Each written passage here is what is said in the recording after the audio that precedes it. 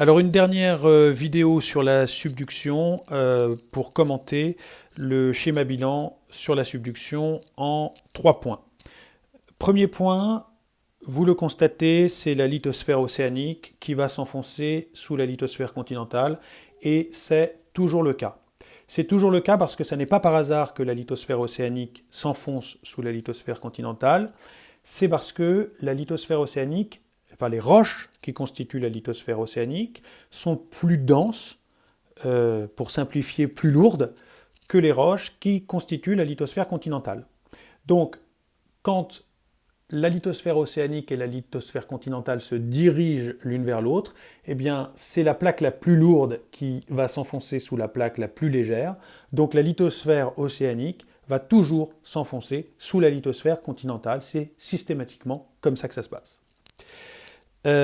Deuxième point, vous le constatez, la subduction va provoquer la naissance de grands creux à la frontière entre la plaque lithosphérique et la plaque océanique, entre la plaque continentale, et la plaque océanique.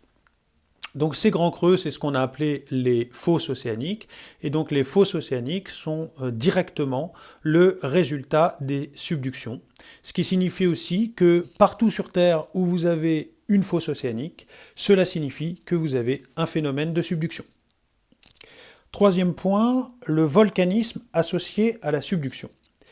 À chaque fois que vous avez un phénomène de subduction, vous avez du volcanisme qui y est associé. Pourquoi ? En fait, la lithosphère océanique est sous l'océan depuis plusieurs millions d'années. Donc les roches qui sont dans cette lithosphère océanique sont au contact de l'eau de mer depuis des millions d'années et sont donc gorgées d'eau.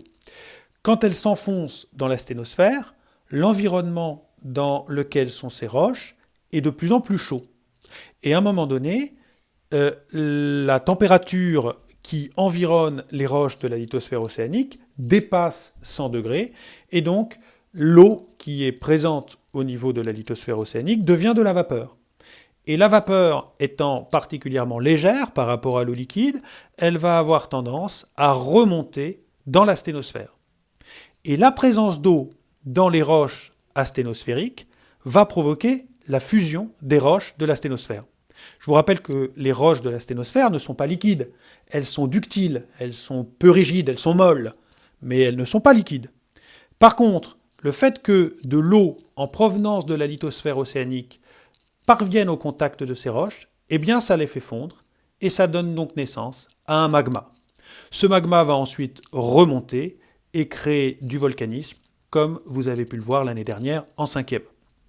Donc l'an dernier, en 5e, quand on a étudié le volcanisme, on n'a pas expliqué pourquoi du magma se formait en profondeur.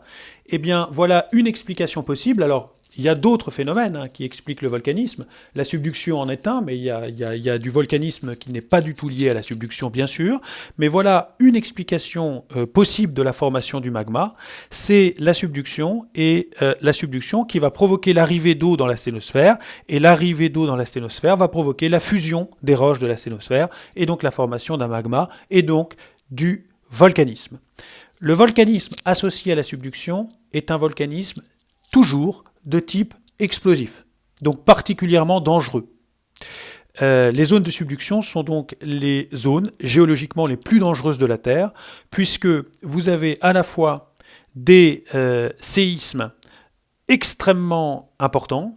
La magnitude des séismes dans les zones de subduction est particulièrement importante parce que, évidemment, les tensions qui sont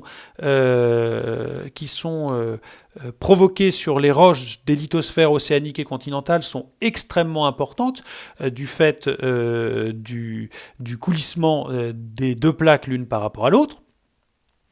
Et en plus de ces séismes de très forte magnitude, vous avez un volcanisme de type explosif particulièrement dangereux. Donc vivre dans une zone de subduction est particulièrement dangereux sur le plan géologique.